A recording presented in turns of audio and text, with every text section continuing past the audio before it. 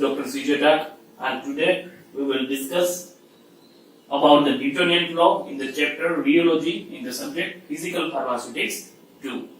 So over here, first, what is the Newtonian law?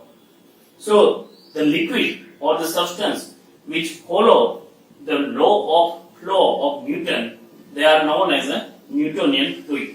Thus the liquid which follows the Newtonian's law of flow, such a liquids they are known as the Newtonian fluid. So now what is the Newton's law? Newton's law, it stands F is equals to eta into G, where F that is the shearing stress, eta that is the coefficient of viscosity, and G that is the rate of shear. So now coefficient viscosity, here we can say the coefficient of viscosity is equals to F upon G. That means it is defined as coefficient of viscosity, it is defined as force per unit area that is required to maintain unit difference in between the parallel layer, unit difference in the velocity of two parallel layers in the liquid. So here on the basis of Newtonian law or the behavior of the Newtonian law, how we can describe over here? For example, we can plot a graph in between the shearing stress versus rate of shear in between F and G. Then if we are plotting such type of graph, then we can have one of the straight line which starts from the origin. We will have one of the straight line which starts from the origin. So here such a plot or such a graph that is known as a rheogram, or also it is known as a consistency curve. And if we are plotting the slope of such a curve, then the slope that is equals to eta. Eta that means coefficient of viscosity. Now we can say water, glycerin, chloroform, such a substance, they are Newtonian law, Newtonian fluid. The such type of substance, they follow the Newton's law. That's why we can say they are known as a Newtonian fluid.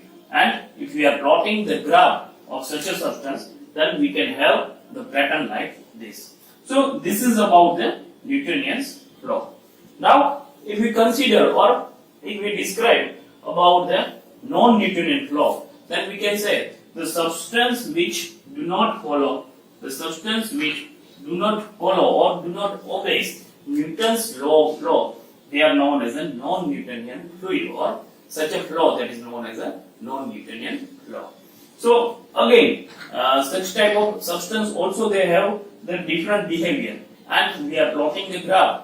If we are plotting the rheogram for such type of substance, then again we can divide them in a three different parts. For example, some of the substance which follow according to the rheogram, we can say they are plastic flow, pseudoplastic flow, and dilated flow. So the behavior of the liquid, that is changed. See, such kind of thing generally we can say non-Newtonian fluid, we can say generally it is observed in the case of suspension, emulsion, ointment, where the heterogeneous phase are there. Generally the pattern that is observed in case of heterogeneous. So first we will see over here about the plastic flow. The plastic flow, here if you are plotting the rheogram for such a substance, if you are plotting a graph of G versus F in the case of plastic flow, then the curve, it does not start from the origin. That means the curve or the line, it does not pass through the origin. Such a substance, they behave like elastic. They behave like elastic body. See, over here what happened initially, when we are giving shearing stress to such kind of substance, is the nature that is elastic. So when we are giving shearing stress to such a substance, so initially they will not move. That means it will not obtain any type of rate of shear. Afterwards, when we are giving more stress,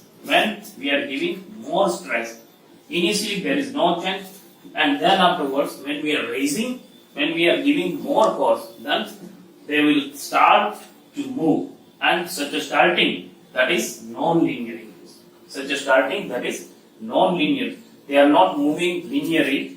That means we are raising. See over here, the equation it is F that is directly proportional to G, but such type of pattern will not be observed here. This is stands for Newtonian fluid. So over here what happened? Initially when we are giving more shearing stress, then afterwards, after certain level, they will start to move, and such observation that is non-linear. Then afterwards, if we are raising the stress, more and more amount of stress if we are giving to such a substance, then afterwards they will start to move and they will have the linear observation, they will increase in a linear manner. There will be the linear raise of the substance. So over here what we can say? We can say after certain condition, the pattern of the graph that will be changed.